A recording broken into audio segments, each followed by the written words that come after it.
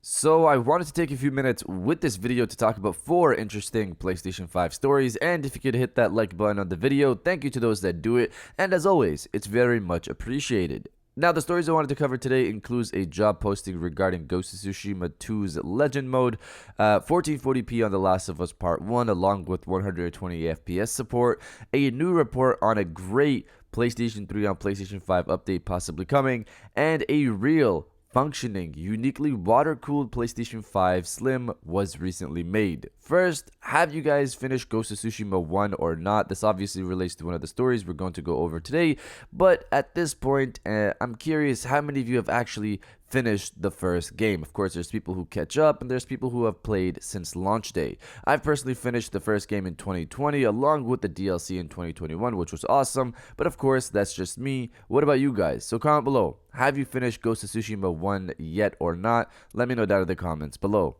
Now, diving into the first story of the video, great information on an upcoming update for PS3 on PS5 gaming. So, as we know, to play PlayStation 3 games on the PlayStation 5 right now, you need to be able to cloud stream your titles. I know people's thoughts on it, but it's become clear that some people are having a different experience than myself. I've managed to finish 5+ titles on PlayStation streaming service just fine, but I've seen others say it doesn't work the best for them. This comes down to your internet, of course, and whether or not you're possibly close to a data center. If you're close to a data center, the streaming will be tighter and smoother, which probably differentiates me to somebody else. I assume that's what I'm seeing at this point. But this brings me to the story for today. Cloud streaming looks to be expanding to a region that has been requesting it for some time now. Brazil. Reading from PlayStation Lifestyle, as reported by Brazilian website The Enemy via Reset Era, the increase in PSN server capacity will be Sony's first step in bringing its services in the region in line with other major markets. The website claims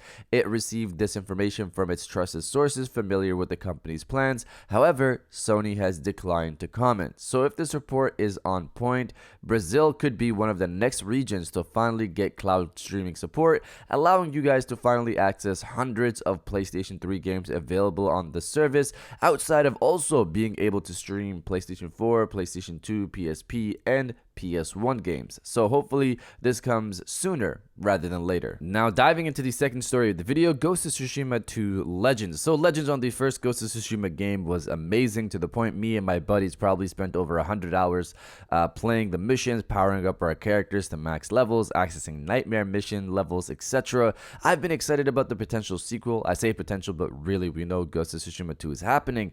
I'm going to love the story in Ghost of Tsushima 2 for sure, but I'm also probably going to sink another 100 hours plus, maybe even more, in Ghost of Tsushima 2's Legends mode. Sucker Punch has a new job posting out for a senior multiplayer mission designer, with the description stating, Sucker Punch is looking for a senior multiplayer mission designer who shares our passion for pushing creative limits and redefining expectations about what games can be. A successful candidate will have a passion for building robust, dynamic missions that provide fresh challenge and excitement for rookies and veterans alike. They'll recognize how game design choices impact social dynamics and leverage them to enable great cooperative experiences for all players. So reading this is definitely for Ghost of Tsushima 2's successor to Legends mode, and how we know that too is because Sucker Punch already confirmed the current Legends mode will no longer get new content earlier this year. So this is definitely to build out content for the sequel. But to continue, they also state their goal is to build missions that combine challenging combat encounters and cooperative mechanics together with beautiful environments and engaging stories. Now, this sounds like it's for the missions mode in Legends, but I hope the narrative gets improved in the 4-player co-op mode as well in some way with this potential successor. But you guys let me know if you're excited for Ghost of Tsushima 2 or not. Let me know down in the comments below. Now diving into the third story of the video, The Last of Us Part 1, 1440p and 120 FPS mode. So this is a quick story, small story here regarding the upcoming remake. This was covered on a Digital Foundry analysis of The Last of Us Part 1 trailer, which I didn't see many articles cover outside of an article from Twisted Voxel. Apparently, The Last of Us Part 1 will run at 1440p 60 FPS supposedly. This comes from Digital Foundry's recent analysis of the game, mainly coming to the conclusion that The Last of Us Part 1 is is using similar tech to The Last of Us Part 2, where the game ran at 1440p 60 FPS on the PlayStation 4 Pro. They also pulled from Naughty Dog's first native PlayStation 5 title with Uncharted: The Legacy of Thieves collection, pointing out there they also had a 1440p 60 FPS mode,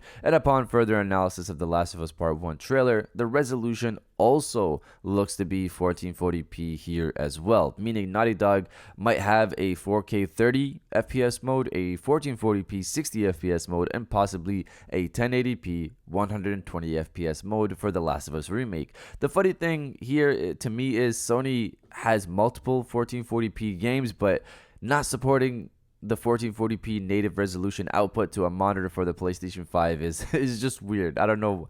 This should just be a thing at this point. But moving on from there, for me personally, I hope they support Insomniac's 4K 40 FPS mode and possibly VRR support as well to uncap the 4K mode, with Insomniac going full support on VRR and Guerrilla Games now joining that trend too.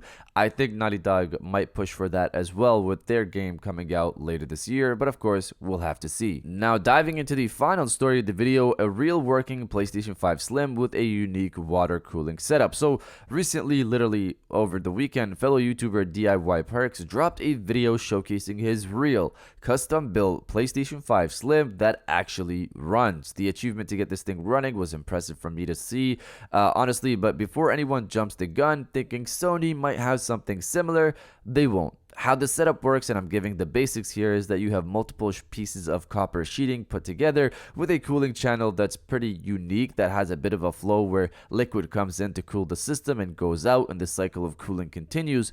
But while this is impressive, it's not practical. The Slim machine here is built so tight that part of the cooling setup and the power for the console are built into a sound bar sized brick that's linked and set up on the floor behind the console.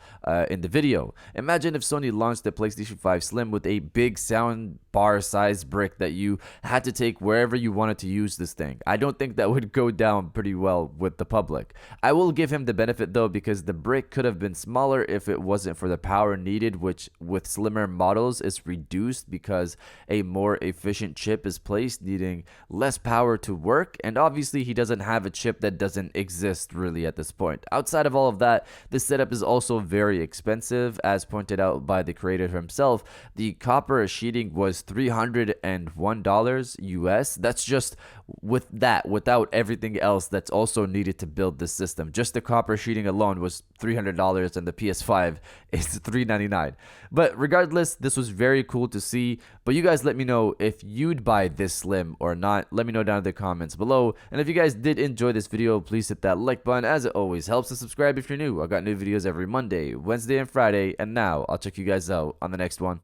And welcome back to the after show. This is the part of the video where we have a little fun down in the comments below. If you're old, welcome back. If you're new, welcome. For today's thing, what I want you guys to do is the body, obliterate, destroy, and overall harass the comment section with "It's a new week," with rumors of a state of play, a new God of War Ragnarok trailer, gameplay, and PlayStation 5 Pro Controller announcements next week. Maybe we'll get something of a tease this week, or an announcement of a state of play for next week this week, if it's a big one. If it's not a big one, we'll get that announcement next week. But let's see what happens. It's a new week. Some rumors are going around. I'm excited. If you are as well, destroy the comment section with "It's a new week," and I'll definitely heart those comments like I always do, because I appreciate everybody who stays to the end of my videos. And now I'll check you guys out on the next one.